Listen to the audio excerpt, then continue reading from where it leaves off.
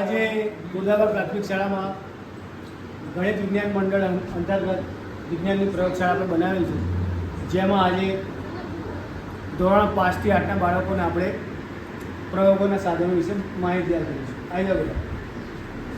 આપણા સાહેબ શ્રી ધોરણ 3 અને 5ના વર્ગ શિક્ષક પ્રિયાબેન, પહેલું શું છે? વાંચો.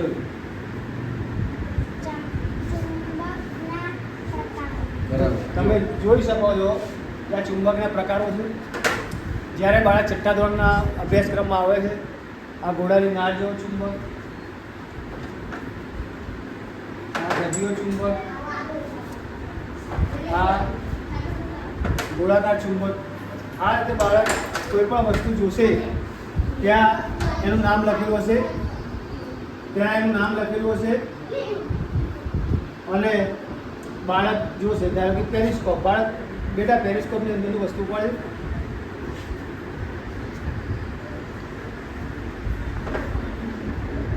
તો બાળક સાધન વિશે ડાયરેક્ટ જોઈ શકશે.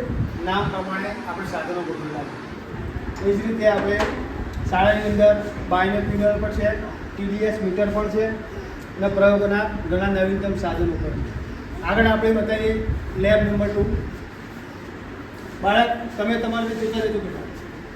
બધા સાધનો ગોઠવ્યા છે બેટા, એ વાંચવાના. અને અહીંયા જે નામ લખ્યું છે, જો આ પથ્થરના પ્રકારો છે, તો વિવિધ પથ્થરના પ્રકારો પણ તમને ખ્યાલ આવશે કે પથ્થર કેવા પ્રકારના પથ્થર હોય. આપણને બધાને એવું જ હોય કે ભાઈ એક જ પ્રકારના પથ્થર જમીનમાં જોવા મળતા હોય, પણ આ અલગ અલગ પ્રકારના પથ્થર તમને ચિત્ર સાથે પણ જોવા મળે છે. એટલે ઈઝી તમે સારી રીતે જોઈ શકો દરરોજ રિસેસના ટાઈમમાં, ફ્રી ટાઈમમાં. એટલા માટે સાહેબે બધા સાધનો બહાર મૂક્યા છે અને એનું નામકરણ આપ્યું છે. આગળ જોતા જોજો બેટા લાઈનમાં. ચલો આપણે હવે આવી જજો. સાયન્સની લેબની અંદર બીજા સાધનો છે. માઇક્રોસ્કોપ, કવર સ્લિપ, વિવિધ સ્લાઇડો, બિલોરી કાચ.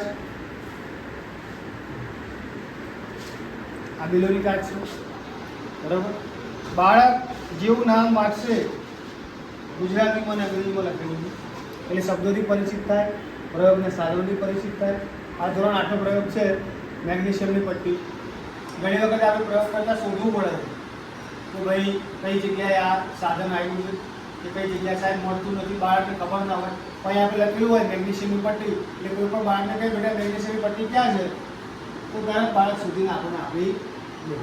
તમે જોઈ શકો છો એની અંદર cover slip, microscope, watch glass, કાચની સ્લાઇડ, માપિયા છે, વિવિધ પ્રકારના કાચની બોટલો છે, ચીપીઓ છે, ટેસ્ટ ટ્યુબ હોલ્ડર છે, કસ્ટડી હોલ્ડર છે,